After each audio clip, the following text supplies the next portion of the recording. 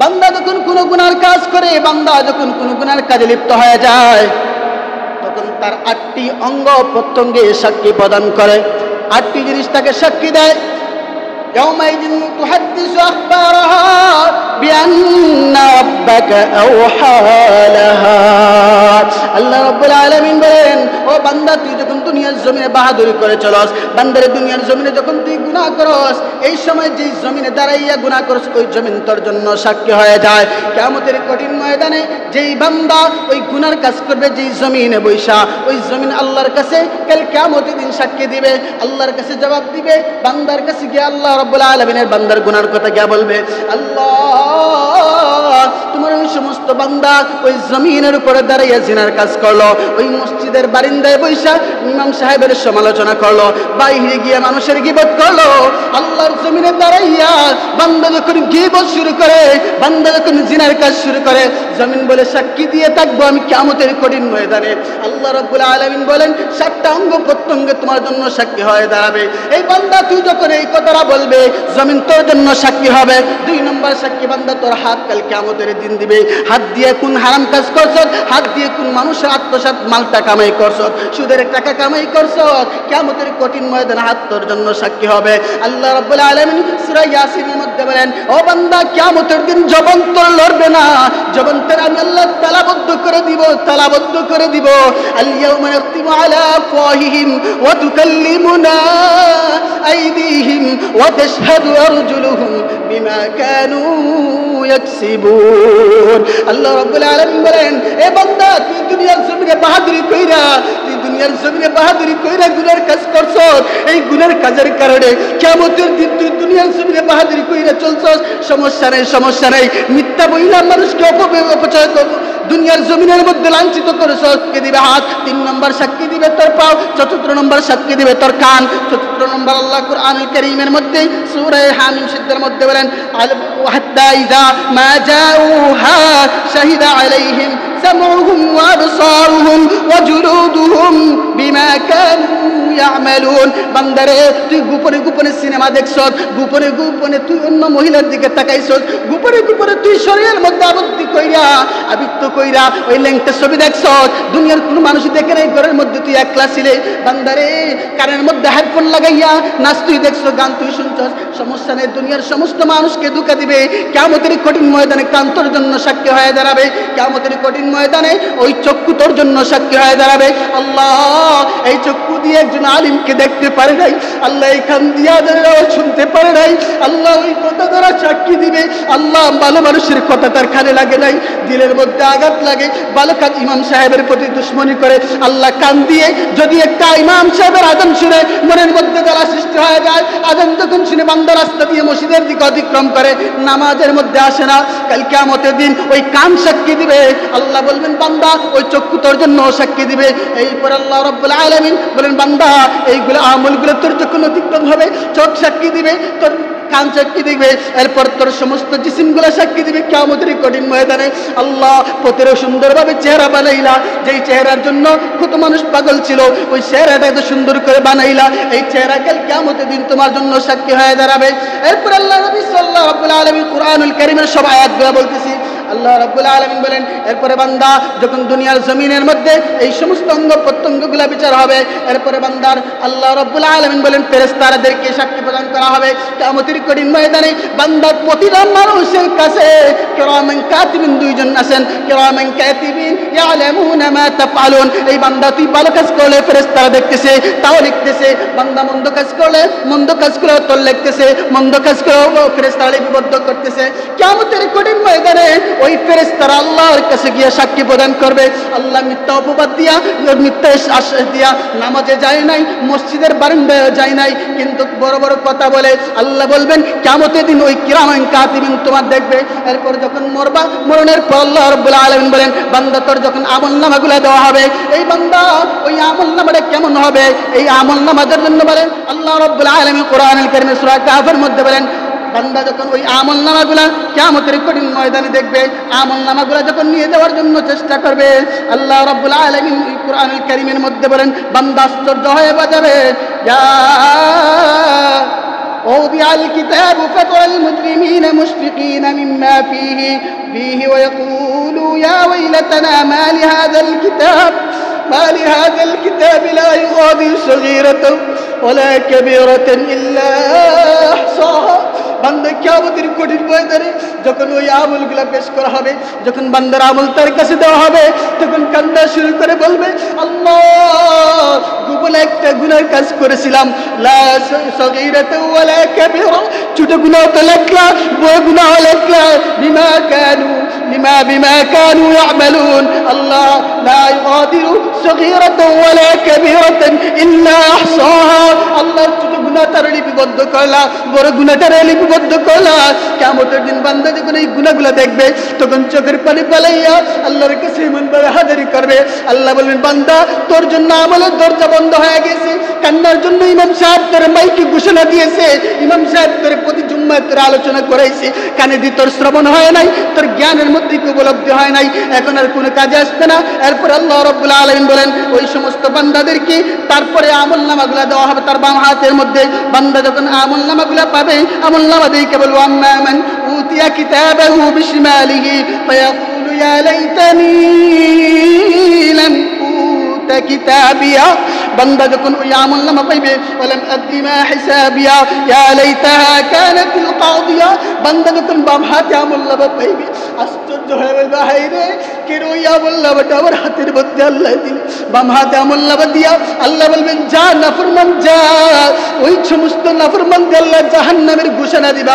বাম হাতে যখন আমলনামা দিবা, ওই বাম হাতে আমলনামা দিয়ে জাহান্নামের জন্য ঘোষণা দিবা। এই জন্য মুহতারাম হাজিরিন, আল্লাহ বলেন, একটা গুনার কারণে বান্দা, তুই মনে করিস একটা সাধারণ গুনাহ, একটা গুনার কারণে 8টা জিনিস কিয়ামতের কঠিন ময়দানে তোর সাক্ষী প্রদান করবে। ونستغفره ونؤمن به ونتوكل عليه ونعوذ بالله من شرور أنفسنا ومن سيئات أعمالنا ومن يضلله فلا هادي له ونشهد أن لا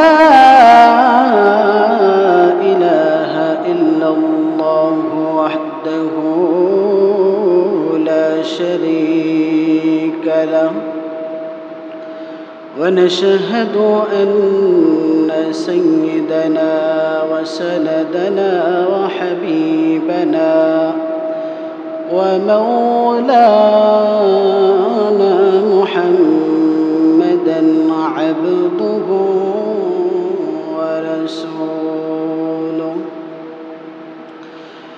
الذي أرسل إلى الناس كافة بشيرا ونذيرا وداعيا إلى الله بإذنه وسراجا منيرا. أما بعد، فقد قال الله تعالى في كلامه المجيد وفي فرقانه الحميد: أعوذ بالله من الشيطان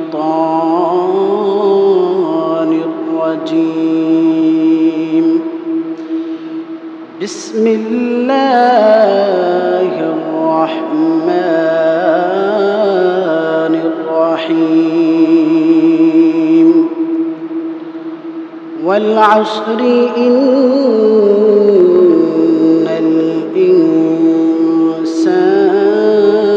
الإنسان لفي خسر إلا الذين آمنوا وعملوا الصالحات وتواصوا بالحق وتواصوا بالصبر. وقال النبي صلى الله عليه وسلم اغتنم خمسا قبل خمس حياتك قبل موتك وشبابك قبل هرمك وصحتك قبل سقمك وغناءك قبل فقرك وفراغ قبل شغلك أو كما قال عليه الصلاة والسلام اللهم صل على محمد وعلى آل محمد كما صليت على إبراهيم وعلى آل إبراهيم إنك حميد مجيد اللهم بارك على محمد وعلى آل محمد كما باركت على إبراهيم وعلى آل إبراهيم إنك حميد مجيد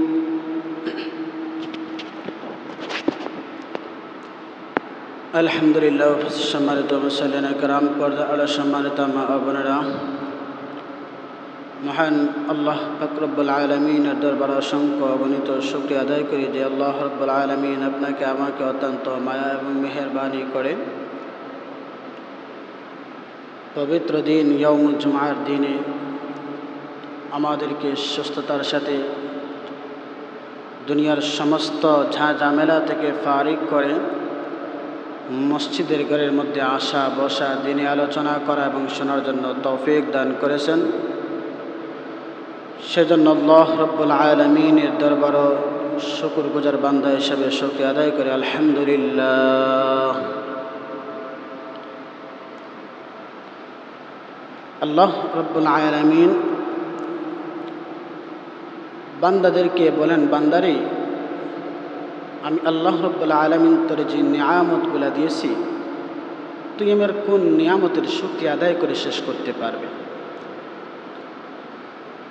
আল্লাহ রব্বুল আলামিন আমাদেরকে এত নাজ নিয়ামতগুলো দিয়েছেন, কিন্তু আমরা এমন নাফরমান, সারা দিনে মনে হয় না একবার আলহামদুলিল্লাহ শব্দ মুখের জবান দিয়ে বাহির হয়। আলহামদুলিল্লাহ বলার দ্বারা আমাদের ফায়দা কি জানেন? আলহামদুলিল্লাহ শব্দ সাধারণ মনে হয় যে একটা স্বাভাবিক, যে শব্দ উচ্চারণ করতে অজু লাগে না, যে শব্দ উচ্চারণ করতে সময় অধিক লাগে না, যে শব্দ উচ্চারণ করতে সময়ের প্রস্তুতি নিতে তাও লাগে না। বলে আটতেও তুমি পড়তে পারো আলহামদুলিল্লাহ, বসতেও তুমি পড়তে পারো আলহামদুলিল্লাহ। বান্দারে আমি আল্লাহ যে তোর একটা সবচেয়ে বড় নিয়ামত দিয়েছি, সুস্থতা নামক নিয়ামত, এই নিয়ামতের শুকরিয়া আদায় করে জিন্দিগিও শেষ করতে পারবে না। বান্দা তোরে যে আমি আল্লাহ সুস্থতা নামক একটা দেমাগ দিয়েছি, সুস্থতা আমি দিয়েছি, সেটার তুই যদি সে নিয়ামতের শুকরিয়া আদায় করস তাহলে জীবন কিয়ামত হয়ে যাবে, শেষ হবে না। এ বান্দা তুই কোন অঙ্গ প্রত্যঙ্গের নিয়ামতের শুকরিয়া আদায় করে শেষ করতে পারবে? আমি আল্লাহ যদি তোর সুস্থ দেমাগটা সুস্থ না রাখতাম তাহলে পাগলের মেশে ল্যাম্পটা হয়ে রাস্তায় রাস্তায় ঘুরতে। কিন্তু আমি আল্লাহ এত সুন্দর করে তোর কাঠামো দিয়ে তৈরি করলাম, সুন্দরের মধ্যে আমি আল্লাহ তোর সুস্থ একটা দেমাগ দিলাম, সুস্থতা দেমাগ দিয়ে চলাফেরা করতেছিস। বান্দা আমি আল্লাহ রব্বুল আলামিন তোর অনেক নাজ নিয়ামত দিয়েছি, শুকরিয়া আদায় কর, আমি আল্লাহ তোর আমার নিয়ামত বাড়াই দেব। আল্লাহ কোরআনে বলতেছে, لئن شكرتم لأزيدنكم ولئن كفرتم إن عذابي لشديد। আল্লাহ রব্বুল আলামিন কোরআনুল কারীমের মধ্যে ঘোষণা দিলেন, হো আমার বান্দা বান্দীরা, তোমরা যে আমার নাজ নিয়ামতগুলো উপভোগ করতেছ, এই নিয়ামতের শুকরিয়া যদি বান্দা তোমরা আদায় করো তাহলে তোমাদের জন্য আমি আল্লাহ লাযিদান্নাকুম আমার নিয়ামত গুলা তোমাদের জন্য আরো বাড়ায় দিব। সুবহানাল্লাহ। বলে বান্দা শুকরিয়া আদায় যদি করস কোনো আমার কোনো নিয়ামতের মাধ্যমে আমি আল্লাহ লাযিদান্নাকুম আমি তোকে আমার নিয়ামতগুলা বৃদ্ধি করে দিব। সুবহানাল্লাহ। ওয়ালা ইন কাফারতুম যদি বান্দা আমার নিয়ামত উপভোগ করে নিয়ামতের শুকরিয়া আদায় করিস না ইন্না আযাবি লাশাদীদ আমার ওই শাস্তির মধ্যে তুই পাকড় হবে। তো মুহতারাম হাজরিন, তো সংক্ষেপে আলোচনা করবো যেহেতু সময় কম। আমার আজকের আলোচনার বিষয় হচ্ছে গিয়ে সূরা আসরের। আমি আপনাদের সামনে সূরা একটা ছোট্ট আয়াত, ছোট্ট একটা সূরা তিলাওয়াত করেছি। আল্লাহ রাব্বুল আলামিন যদি আমাকে তৌফিক দান করেন, আয়াত এবং রাসূল করিম সাল্লাল্লাহু আলাইহি ওয়াসাল্লাম হাদিস থেকে একটা হাদিস পাঠ করেছে, ওই আয়াত এবং হাদিসকে সামনে রেখে কিছু আলোচনা করার চেষ্টা করবো। মা তৌফিক ইল্লা বিল্লাহ আলাইহি তাওয়াক্কালতু ইলাইহি উনীব। মুহতারাম হাজরিন, আল্লাহ রাব্বুল আলামিন ওই সূরার মধ্যে কি বলেছেন, আগে সূরাটা কিছু সারাংশ, সূরাটার ভূমিকা স্বরূপ কিছু আলোচনা জানতে হবে। এই সূরা কোরআনুল কারীমের মধ্যে যদিও একটা ছোট্ট সূরা, কিন্তু ইমাম শাফি রাহমাতুল্লাহি আলাইহি বলেন এই সূরার মধ্যে এমন একটা মহত্ব রয়ে গেছে, মনে হয় সমস্ত কোরআনের মূল হলো এই সূরা আসর। মানুষ যদি এই সূরা আসরের আমলটা করতে পারে, এই সূরা আসরের আমলগুলো যদি বান্দা বুঝতে পারে, এই মর্ম যদি বুঝতে পারে, আর বান্দা যদি ওই সূরা আসরের আমল করে, বান্দার জন্য যথেষ্ট হয়ে যাবে জান্নাতে যাওয়ার জন্য। সুবহানাল্লাহ। আল্লাহ রাব্বুল আলামিন বান্দাদেরকে জানায় দেয়, বান্দারে ওই সূরা আমি নাজিল কইরা আমি আল্লাহ কসম খায়া তোদের জন্য কি ঘোষণা দিতেছি। আল্লাহ নিজে বলতেছেন, বান্দা আমি ওই সূরা আসর নাজিল করলাম, আমি শপথ করলাম আমি। ওয়াল আসর শব্দের অর্থ গিয়া আল্লাহ সময়ের শপথ পেয়েছেন। আসর শব্দের অর্থ মুফাসসিরিনে কেরাম বিভিন্ন ব্যাখ্যা করেন, তবে আগে ওয়াও শব্দের যে কসম করেছেন আল্লাহ রাব্বুল আলামিন, এই কসম সম্পর্কে সংক্ষিপ্ত কিছু আলোচনা করি। আমরা যে কসম করি, কসমটা স্বাভাবিকতভাবে দুনিয়ার জমিনে মানুষ সন্তান দিয়ে কসম করে, সন্তানের মাথা ছুঁয়ে কসম করলাম, আরে চন্দ্র সূর্যের দিয়ে কসম করলাম, মা বাবার কসম করলাম, মসজিদের কসম করলাম। মানুষ আল্লাহ রাব্বুল আলামিন ব্যতীত কোনো জিনিসের উপর কসম খাওয়া জায়েজ না। একমাত্র আল্লাহর নামে শপথ খাওয়া শরীয়তের বিধানে জায়েজ করা হয়েছে। আল্লাহর নাম ব্যতীত কোনো জিনিস, কোনো বস্তুর নামে কসম শপথ করা জায়েজ না। একমাত্র আল্লাহর নামে কসম করতে হবে। আমরা তো বুঝি না, অনেক জিনিসের কসম করে। মসজিদে বসে কসম করলাম, আরে আমি আমার সন্তানের মাথা ছুঁয়ে কসম করলাম, আরে আমি আমার এই সমস্ত জিনিসের পবিত্র ভালোবাসার দিয়া লাল গোলাপের কসম করলাম। আমাদের ভালোবাসার অভাব নাই, আর কসমের অভাব নাই। আল্লাহ বলেন এই সমস্ত সবগুলা তোমাদের জন্য জায়েজ না, হারাম। আল্লাহ বলেন ওয়াল আসর, আমি আল্লাহ শপথ করলাম ওয়াল আসর শব্দ দ্বারা।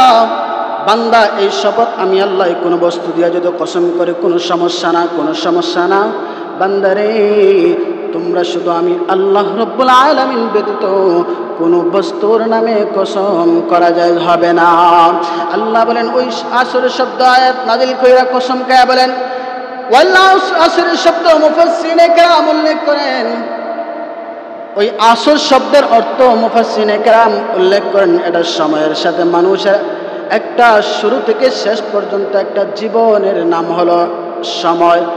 ওই আসরের শব্দের অর্থ হলো সময়, আর ওই সময়টা মানুষের শুরু থেকে নিয়ে শেষ পর্যন্ত এই হায়াতে জিন্দেগির নাম হলো সময়। মানুষ দুনিয়ার জমিনে যে সময়টা অতিবাহিত করে, কোন কোন মুফাসসিরিনে কেরাম বলেন এই আসর শব্দের অর্থগুলি আসরের সময় যদিও কেউ কেউ বলা হয়। আসরের শব্দ কেন বলা হয়েছে? আসর যেহেতু মানুষের দিন যাত্রা শেষ হওয়ার পর আসর যখন গড়ায় আসে, আসরের সময় আসার পর মানুষদেরকে ঘোষণা দিয়ে দেয় দিন যে আমি তোর কাছ থেকে বেলাটা শুরু করেছিলাম এবং শেষ পর্যায়ে আমি চলে এসেছি।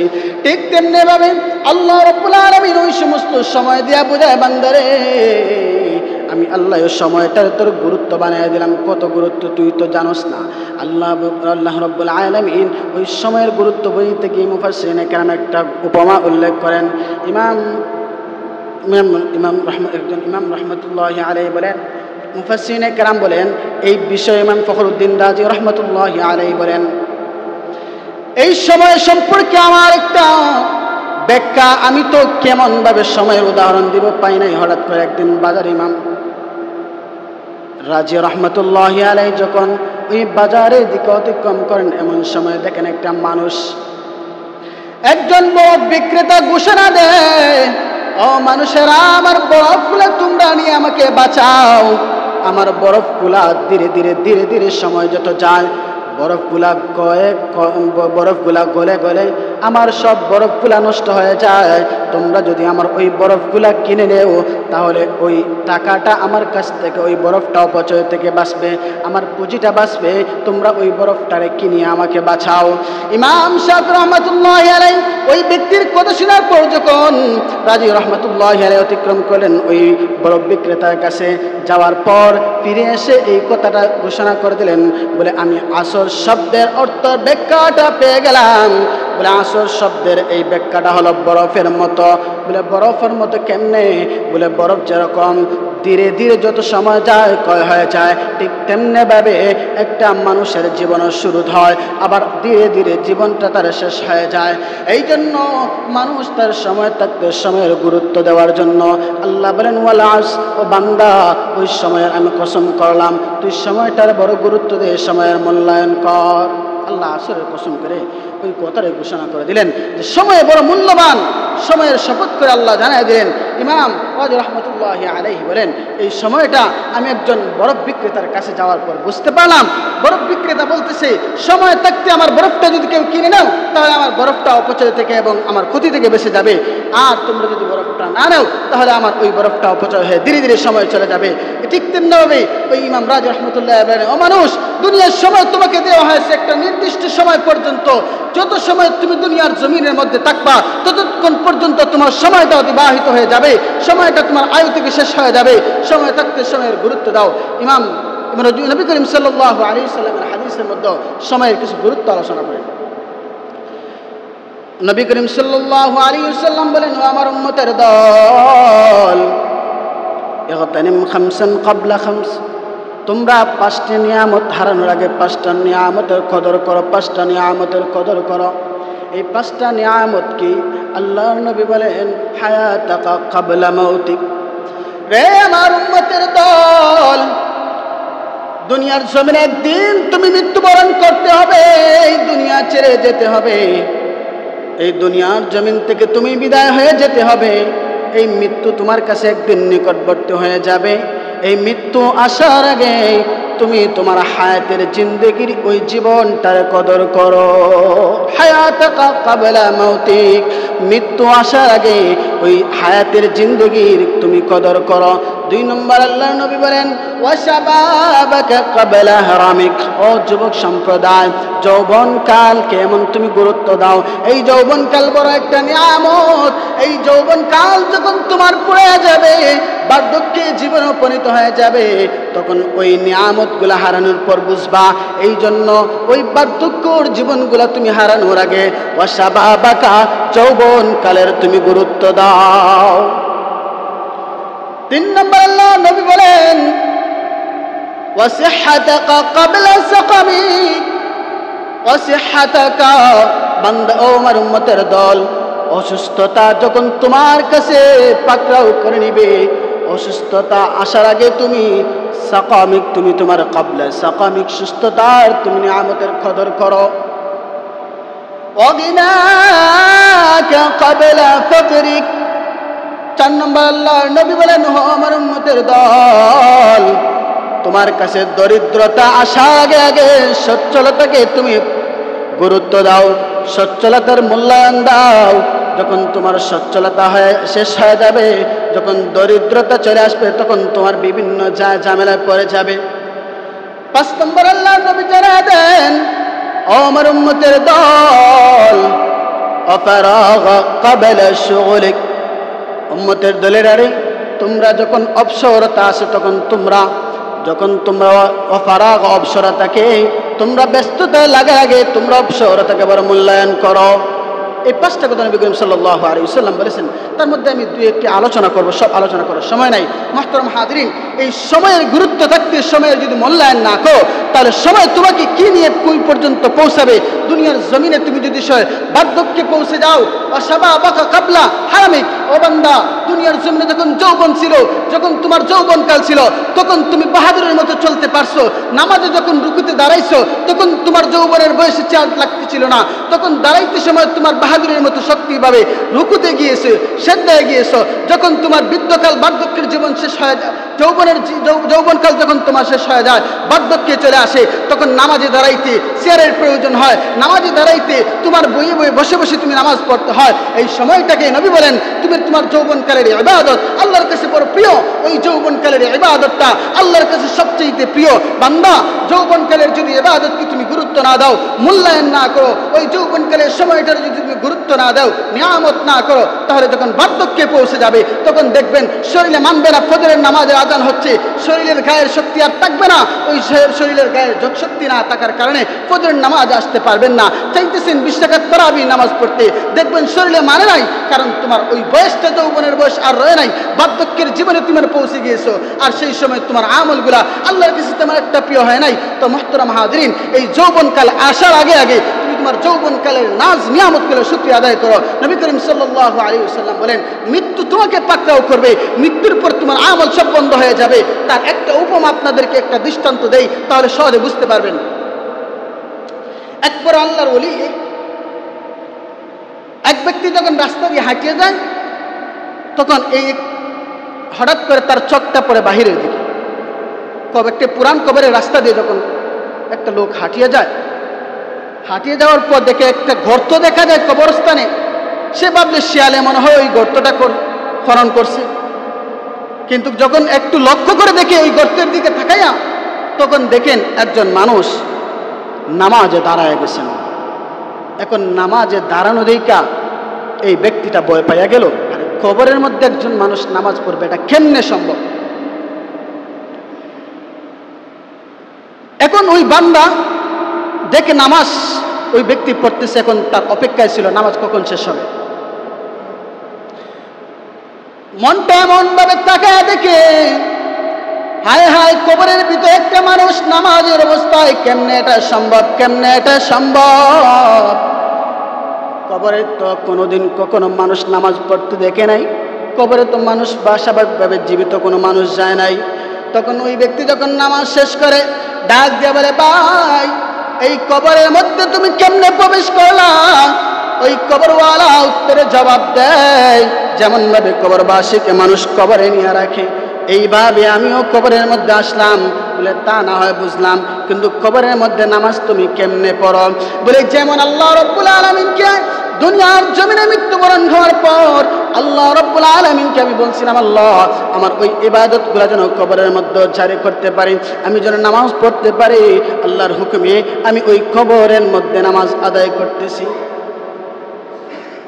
তখন ওই ব্যক্তি ডাক দিয়া বলে, এ ভাই, এই কবরের মধ্যে তুমি যে নামাজ পড়ো, কয়দিন যাবত তুমি ওই কবরের মধ্যে নামাজ পড়ো? এমন সময় ওই কবরবাসী জবাব দেয়, আমি 4000 বছর যাবত এই কবরের মধ্যে আল্লাহ তাআলার ইবাদত করি। সুবহানাল্লাহ। এই কথা শোনা মাত্রই কবরের বাহিরের ব্যক্তি আশ্চর্য হয়ে বলে, সুবহানাল্লাহ।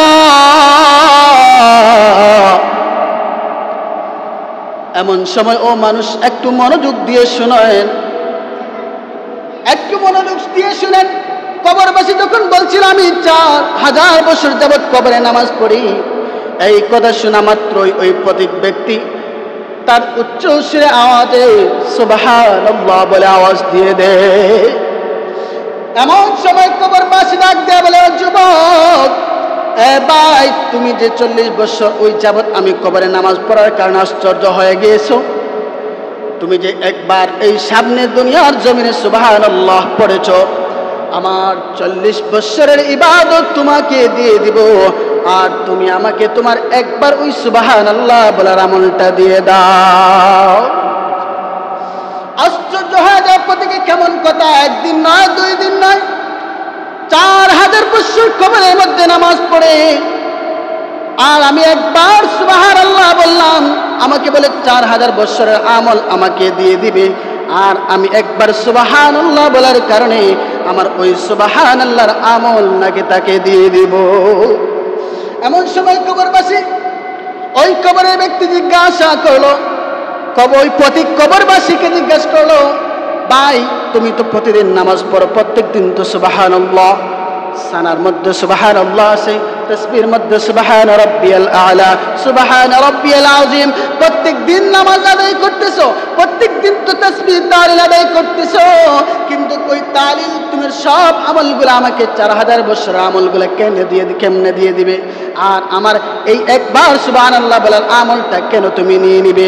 এই কথার জবাবে কবরের ব্যক্তি জবাব দেয়, রে ভাই 40 বছর না, 4000 বছর না, যদি 40,000 বছর নামাজ আদায় করে, বান্দা কেমনে ওই আওয়াজ দিয়ে কথা বলে? মৃত্যু মানুষ তো কথা বলে, নামাজ পড়ে কেমনে?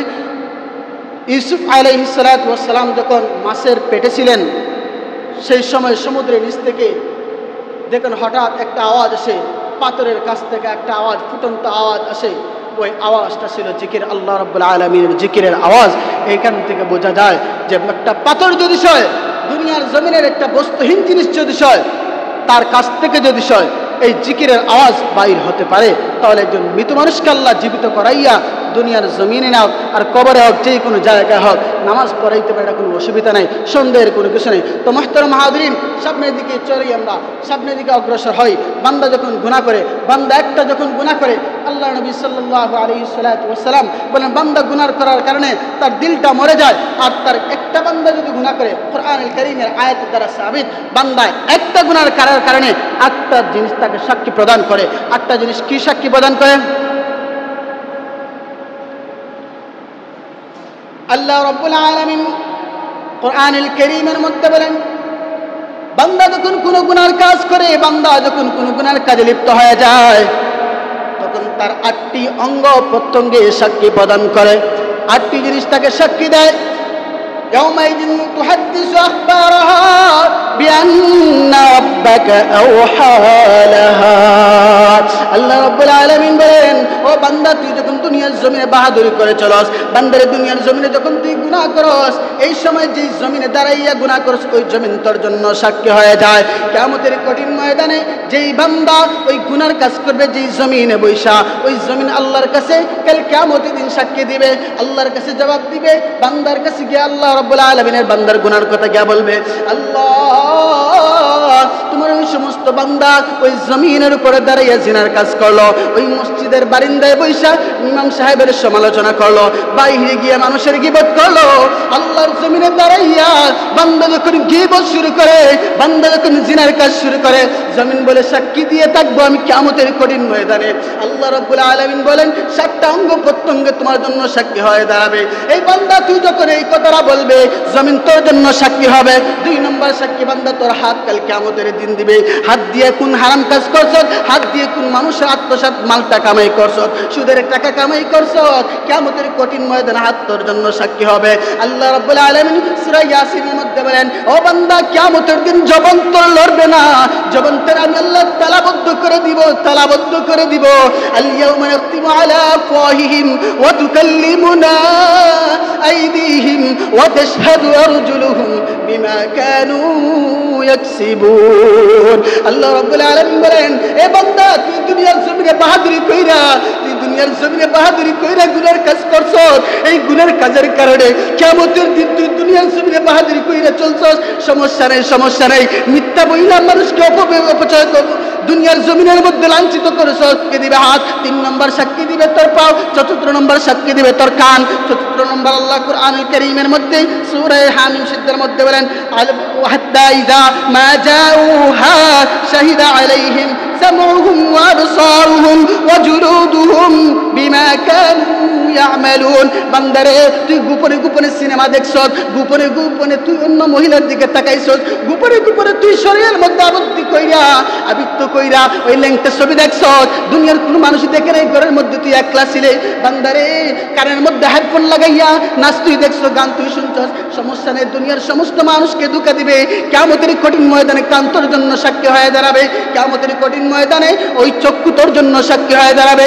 আল্লাহ এই চক্ষু দিয়ে একজন আলিমকে দেখতে পারে নাই, আল্লাহ এই কান দিয়া শুনতে পারে নাই, আল্লাহ ওই কথা দ্বারা সাক্ষী দিবে।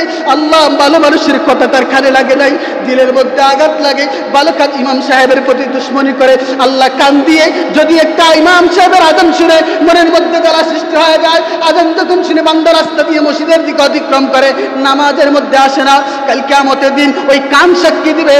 আল্লাহ বলবেন বান্দা ওই চক্ষু তোর জন্য সাক্ষী দিবে।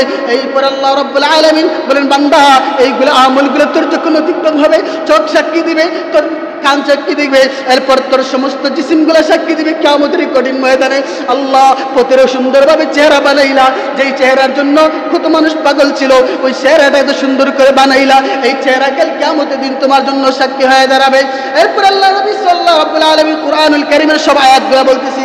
আল্লাহ রাব্বুল আলামিন বলেন এরপরে বান্দা যখন দুনিয়ার জমিনের মধ্যে এই সমস্ত অঙ্গ প্রত্যঙ্গগুলো বিচার হবে, এরপরে বান্দার আল্লাহ রাব্বুল আলামিন বলেন ফেরেশতাদেরকে সাক্ষী প্রদান করা হবে কিয়ামতের কঠিন ময়দানে। বান্দার প্রতিটা মানুষের কাছে কিরামান কাতিবিন দুইজন আছেন, কিরামান কাতিবিন ইয়ালামুনা মা তাফআলুন। এই বান্দা তুই ভালো কাজ করলে ফেরেশতারা দেখতেছে, তাও লিখতেছে, বান্দা মন্দ কাজ করলে তোর লিখতেছে, মন্দ কাজ করলে ফেরেশতারা লিপিবদ্ধ করতেছে।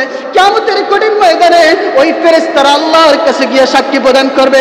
আল্লাহ মিথ্যা অপবাদ দিয়া, মিথ্যা আশ্বাস দিয়া নামাজে যায় নাই, মসজিদের বারান্দায় যায় নাই, কিন্তু বড় বড় কথা বলে। আল্লাহ বলবেন কিয়ামতের দিন ওই কিরামান কাতিবিন তোমার দেখবে। এরপর যখন মরবা, মরণের পর আল্লাহ রাব্বুল আলামিন বলেন বান্দা তোর যখন আমলনামাগুলো দেওয়া হবে, এই বান্দা ওই আমলনামাটা কেমন হবে, এই আমলনামাদের জন্য বলেন আল্লাহ রাব্বুল আলামিন কোরআনুল কারীমের সূরা কাহফের মধ্যে বলেন বান্দা যখন ওই আমলনামাগুলা কিয়ামতের কঠিন ময়দানে দেখবে, আমলনামাগুলা যখন নিয়ে যাওয়ার জন্য চেষ্টা করবে, আল্লাহ রাব্বুল আলামিন এই কোরআনুল কারীমের মধ্যে বলেন বান্দা আশ্চর্য হয়ে যাবে। ووضع الكتاب فترى المجرمين مشفقين مما فيه ويقولوا يا ويلتنا ما لهذا الكتاب لا يغادر صغيرة ولا كبيرة إلا أحصاها। বান্দা কিয়ামতের কঠিন ময়দানে যখন ওই আমলগুলো পেশ করা হবে, যখন বান্দার আমল তার কাছে দেওয়া হবে, তখন কান্না শুরু করে বলবে আল্লাহ গোপনে একটা গুনার কাজ করেছিলাম, লা সগীরাতা ওয়ালা কাবীরা, ছোট গুনাহ তো লেখলা, বড় গুনাহ লেখলা, বিমা কানু ইয়ামালুন। আল্লাহ লা ইগাদিরু সগীরাতা ওয়ালা কাবীরাতা ইল্লা আহসাহা। আল্লাহ ছোট গুনাহ তার লিপিবদ্ধ করলা, বড় গুনাহটার লিপিবদ্ধ করলা। কিয়ামতের দিন বান্দা যখন এই গুনাহগুলো দেখবে, তখন চোখের পানি পালাইয়া আল্লাহর কাছে এমনভাবে হাজারি করবে, আল্লাহ বলবেন বান্দা তোর জন্য আমলের দরজা বন্ধ হয়ে গেছে। কান্নার জন্য ইমাম সাহেব তোর মাইকে ঘোষণা দিয়েছে, ইমাম সাহেব তোর প্রতি জুম্মায় তোর আলোচনা করাইছে, কানে দিয়ে তোর শ্রবণ হয় নাই, তোর জ্ঞানের মধ্যে উপলব্ধি হয় নাই, এখন আর কোনো কাজে আসবে না। এরপর আল্লাহ রাব্বুল আলামিন বলেন ওই সমস্ত বান্দাদেরকে তারপরে আমলনামাগুলো দেওয়া হবে তার বাম হাতের মধ্যে।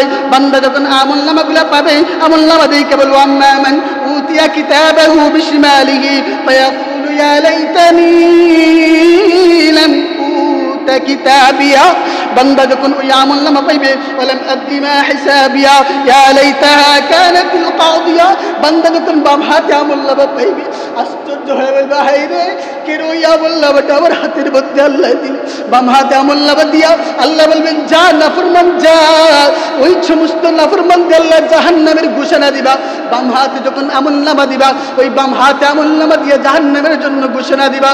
এই জন্য মুহতারাম হাজিরিন আল্লাহ বলেন একটা গুনার কারণে বান্দা তুই মনে করে যে একটা সাধারণ গুনাহ, এক একটা গুনার কারণে 8টা জিনিস কিয়ামতের কঠিন ময়দানে তোর সাক্ষী প্রদান করবে। 1 নম্বরে জমিন তোর জন্য সাক্ষী হবে, 2 নম্বর হাত, 3 নম্বর পা তোর জন্য সাক্ষী হবে, 4 নম্বর তোর জিসিম সাক্ষী হবে, 5 নম্বর আল্লাহ বলেন 5 নম্বর ওই সমস্ত আমল কিয়ামত ও ফেরেশতারা সাক্ষী হবে, 6 নম্বর বান্দার জন্য কিরামান কাতিবিন, 8 নম্বর হলো বান্দার কিয়ামতের দিন আমলনামা তার বাম হাতে দেওয়া হবে, সমস্তগুলা সাক্ষী প্রদান করবে। এই জন্য মাহতরম হাজরিন, কোন গুনারে গুনাহ মনে করবে না, আজ থেকে তওবা করিয়া জীবনটারে সংশোধন কইরা নাও, কারণ কনিকের জীবন কোন জানি মৃত্যু তোমাকে পাকড়াও করে নেবে। যতক্ষণ পর্যন্ত আল্লাহ বলেন বান্দা মানুষের হক যদি বান্দা নষ্ট করে, যতক্ষণ বান্দা ওই মানুষের কাছে গিয়া হুকুকুল্লাহ হুকুকুল ইবাদ, বান্দা আমি আল্লাহর যদি তুই কোনো একটা অপরাধ করস আমার কাছে যদি চাস আমি আল্লাহ মাফ করে দিব, কিন্তু বান্দা কোন বান্দার হক যদি নষ্ট করস তাহলে ওই বান্দা যতক্ষণ পর্যন্ত মাফ না করে দিবে ততক্ষণ পর্যন্ত আমি আল্লাহ তোকেও মাফ করে দিব না। মানুষকে কষ্ট দিবা, আল্লাহ বলে ততক্ষণ পর্যন্ত মাফ পাবে না নাফরমান, যতক্ষণ পর্যন্ত আবার বান্দা তোকে মাফ না করবে। শ্রমিক জরিলের গায়ে শক্তি দেখা কয়দিন দেখবে? শাবাবাকা ক্বাবলা হামি, তোর যৌবন কাল তো ছিল এক সময়, তাকায় দেখ দাইটা পাইকে গেছে। এই যুবক, এক সময় তুই যৌবন কাল ছিল, এখন দেখ তাকায় সাথে সাথে দাইটা সাদা হয়ে গিয়েছে। আরে তোর তো জীবনে মৃত্যু তোকে সুসংবাদ দেয়, মৃত্যু তোকে সংকেত দেয়। এ মুসলমান, হে ইমানদারেরা, তোর জন্য একটা সিগন্যাল দেওয়া হয় শিশু ছিলে যৌবনে পদার্পণ করলে। যখন যৌবনকাল আসলো, যৌবনকাল আসার পর তোর দাড়িটা পাইকে গেল, এরপরে কি চুকুলকুরি চারস না, এরপরে কি জিনা চারস না, এরপরে কি গীবত চারস না, এরপরে কি ইমামের পিছনে শত্রুতান চারস না। কিয়ামতের দিন প্রতিটা মুহূর্তে মুহূর্তে আল্লাহর কাঠগড়ার মধ্যে দাঁড়াইবা। আল্লাহ বলেন বান্দা ওই সমস্ত ওয়াজ নসিহত করার পর যদি তোর অন্তর যদি শুদ্ধ না হয়, আল্লাহ কোরআনুল কারীমের মধ্যে জানায় দেন ওয়ালাকাদ জারানা লি জাহান্নামা কাসীরাম মিনাল জিন্নি ওয়াল ইনস লাহুম কুলুবুন লা ইয়াফকাহুনা বিহা ولهم أعين لا يبصرون بها ولهم آذان لا يسمعون بها أولئك كالأنعام بل هم أضل أولئك هم الغافلون। আল্লাহ বলেন বান্দারে অধিকাংশ মানুষদেরকে আল্লাহ বলেন জাহান্নামী হবে। বান্দা তোর যখন উপদেশ দেওয়া হয়, মসজিদের ইমাম সাহেব যখন মাইকে আযান দেয়, মসজিদের ইমাম সাহেব যখন নামাজের আদেশ করে, মসজিদের ইমাম সাহেব যখন সব কাজ আদেশ করে, তোর কানে দিয়ে যখন ঢুকছিল না, বান্দা তুই বুঝিস নামাজ না পড়লে জাহান্নামে যাবে, সুদ খাইলে জাহান্নামে যাবে, জিনা করলে জাহান্নামে যাবে। এই বান্দা বুঝার পর কেন তুই বুঝিস না? ওয়ালাকাদ যারানা লি জাহান্নামা কাসীরাম মিনাল জিন্নি ওয়াল ইনস। আল্লাহ বলেন লাহুম কুলুবুন লা ইয়াফকাহুনা বিহা লাহুম কুলুবুন লা ইয়াফকাহুনা বিহা। বান্দা যে সমস্ত বান্দা বুঝেও না বুঝার বাহানা করে, ওয়ালাহুম আ'ইনুন লা ইবসিরুনা বিহা, সৎ কাজগুলা দেখে কিন্তু সৎ কাজের দিকে তার মন যায় না, অসৎ কাজের দিকে তার মন চলাফেরা করে, দেখেও ভালো কাজ না দেখার বাহানা করে। ওয়ালাহুম আযানুন লা ইয়াসমাউনা বিহা, বান্দা শুনে ওই সমস্ত কাজ বান্দা নাফরমানি কাজ যাবে না, তারপরেও বান্দা যায়। বান্দা জানে ইমাম সাহেব ভালো বলতেছে, ওই মুসল্লি ভালো বলতেছে, তারপরে ওই ইমাম সাহেবের শত্রুতামি করে। আল্লাহ বলেন ওয়ালাহুম আযানুন লা ইয়াসমাউনা বিহা। আল্লাহ বলেন উলাইকা কাল আনআম, এই জানোয়ার উলাইকা কাল আনআম বাল হুম আদাল উলাইকা হুমুল গাফিলুন। আল্লাহ বলেন উলাইকা কাল আনআম উলাইকা কাল আনআম, তুই তো একটা জানোয়ার, তুই তো একটা জানোয়ার, তুই তো একটা জানোয়ার। কারণ তুই বুঝে না বুঝার বাহানা করলে, দেখে না দেখার বাহানা করলে, শুনে না শোনার বাহানা করলে, তুই তো একটা চতুষ্পদ জানোয়ার। আল্লাহ বলেন তাও শেষ না, বাল হুম আদাল, না জানোয়ার তো প্রত্যেকদিন সকালে যায় রাত্রিবেলা আসে, তুইও তো জানোয়ারের মতো প্রত্যেকদিন দিনের বেলা কাম কইরা বিকালে ঘরের মধ্যে যাস, 5 ওয়াক্তের মসজিদ আজান হয় নামাজের মধ্যে নাই, আইসা মুসল্লি আনা দেখাস, আইসা মুরব্বি আনা দেখাস, আর 5 ওয়াক্তের মধ্যে এক ওয়াক্ত মুসল্লি নাই, আর 5 ওয়াক্তের মধ্যে এক নামাজ পড়ে নাই। আল্লাহ বলেন আর গরু তো নামাজ পড়ে না, তার পেট বান্ধা ছিল, আর পেট শান্তি করবে আর মালিকের ঘরে যাবে। আর তুই জানোয়ারের মধ্যে পার্থক্য কিটা? গরু যখন যেহেতু গরু দিন মজুরি কাজ কইরা তার পেট শান্তি কইরা ঘরে যায়, তুইও তো সারাদিন তোর পেটের দান্দা ঘোরাফেরা করস, আর দিন শেষে গিয়া বিশ্রাম করস। বান্দারে তোর যে হুকুম আমি আল্লাহ দিয়ে দিয়েছিলাম, এই সমস্ত জিনিস বুঝিয়া না বুঝার বাহানা করলে তুই তো জানোয়ার না, জানোয়ার না, বাল হুম আদাল, তার চাইতে আর নিকৃষ্ট। উলাইকা কাল আনআম বাল হুম আদাল উলাইকা হুমুল গাফিলুন। মাত্র আল্লাহ বলেন বান্দারে তুই যে গুনার কাজ করস, আল্লাহ নিজে ডাক দিয়া বলে, আল্লাহ নিজে ডাক দিয়া বলে এই বান্দা তোর মা তোরে কয়েকদিন পেটে ধারণ করার কারণে একটা সন্তানের জন্য মার কলিজা ফেটে যায়, আর সন্তান যদি দিনের বেলায় বাহিরে যায়, রাত্রে যদি ঘরের মধ্যে না আসে, মনের মধ্যে কত জল্পনা কল্পনা সৃষ্টি হয়ে যায়, সন্তানটা জানে কি হলো না জানে কি হলো, এত যন্ত্রণা। আর বান্দা তুই যখন সন্তান অসুস্থ হস, মার কত কান্না শুরু হয়ে যায়। এই বান্দা মায়ের যদি এত মায়ের দরদ হয়, মা তো তোর চক্ষু জন্ম দেয় নাই, মা তো তোর অঙ্গ প্রত্যঙ্গ জন্ম দেয় নাই, মা শুধু একটা বারাটিয়ার মতো পেটের মধ্যে লালন পালন কইরা দুনিয়ার জমিনে ভূমিষ্ঠ করার কারণে এত মায়া। এত মায়া যদি মার হয়, এই জন্য তো মৃত্যুর পর মহিলাদেরকে মাদেরকে কবরের মধ্যে যাওয়া হারাম বলা হয়েছে, নিষেধ বলা হয়েছে। কারণ কি? কারণ একটা পুরুষ তার সন্তানকে কবরে দিয়ে কবরের পার থেকে উঠে আসতে পারে, কিন্তু একটা জরুরি বা ওই কবরের সন্তানকে রেখে দিতেও দিবে না। কবরে যাওয়ার পরে কবর থেকে উঠে আসবি না, বলে আমাকেও দাফন করে দাও, সন্তানের সাথে আমারও দাফন করে দাও, আমারও দাফন করে দাও। এই জন্য দিলে যদি এত মায়া একটা মার হয়, আমার আল্লাহ বলেন, হো বান্দা তুই যখন নাফরমানের দিকে দিকে লিপ্ত হয়ে যাস, বান্দা যখন তুই লাফের মধ্যে লিপ্ত হয়ে যাস, তুই গুনার মধ্যে যখন লিপ্ত হস, আমি আল্লাহ তোরে ডাক দিয়ে জিজ্ঞাসা করি, ইয়া আইয়ুহাল ইনসানু মা গররাকা, ইয়া আইয়ুহাল ইনসানু মা গররাকা বিরাব্বিকাল কারীম। আল্লাহ ডাক দে বান্দা, ইয়া আইয়ুহাল ইনসান, হে মানুষ, ইয়া আইয়ুহাল ইনসানু মা গররাকা বিরাব্বিকাল কারীম। আল্লাহ ডাক দিয়ে বলে, বান্দারে তোরে কোন জিনিস আমি আল্লাহর ইবাদত থেকে দূরে সরাইয়া দিল? এই বান্দা আমি আল্লাহর কিসে তোরে সরাইয়া দিল? আমি আল্লাহ এত একজন রব্বি কারীম। আল্লাহ বলে, মা গররাকা বিরব্বিকাল কারীম, আমি একজন সম্মানী রব্বকে কিসে তোরে বাধা দিয়া জাহান্নামের মধ্যে লিপ্ত করে দিল? আমি আল্লাহ তোর জন্য কত মায়া। তোর মা শুধু পেটে লালন করার জন্য যদি এত মায়া হয়, আমি আল্লাহ হাত দিলাম, পাও দিলাম, চোখ দিলাম, দেমাগ দিলাম, সবকিছু দিলাম, সুঠাম দেহের অধিকারী বানাইলাম। এই মায়ের তোর পাগল বানাইয়া দিলাম দুনিয়ার জমিনে, এত সুন্দর কাটামু দিয়া বানাইয়া বান্দা তোরে আমি আশরাফুল মাখলুকাত বানাইলাম, সৃষ্টির সেরা বানাইয়া বান্দা তুই কেমনে আমি আল্লাহরে ভুইলা যাস? ফেরেশতাদেরকে ডাকলা, বলেন কিয়ামতের কঠিন ময়দানে বান্দার জন্য বান্দা এইরকম আহাজারি করবে, বান্দারে তুই কথা তাড়াতাড়ি জাহান্নাম থেকে ফিরে আয়, হারাম কাজ থেকে ফিরে আয়। বান্দা যখন বলে এই কথার আল্লাহ ডাক দিয়ে যখন বলে, কিসের জন্য মা গররাকা বিরব্বিকাল কারীম, জাহান্নামের দিকে তোর কিসে নিয়ে যায় বান্দা? আমি আল্লাহ তোর কোন নিয়ামতটা দেই নাই, কোন নিয়ামত তোরে আমি না দিয়ে রাখলাম?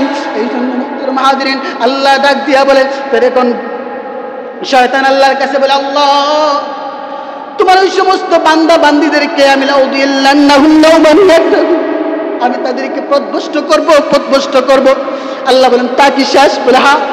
বলে তুই বান্দা ওই সমস্ত আমার এই তুই শয়তান আমি আল্লাহর ওই সমস্ত বান্দা বান্দি লাগে জাহান্নামের মধ্যে দুনিয়ার জমিনে কুমন্ত্রণা দিয়া পথভ্রষ্ট করবে। কিন্তু আমি আল্লাহ, তুই যদি পথভ্রষ্ট করস আর আমার বান্দা যদি সঠিক পথে এসে আমি আল্লাহ একবার ডাকে, আল্লাহ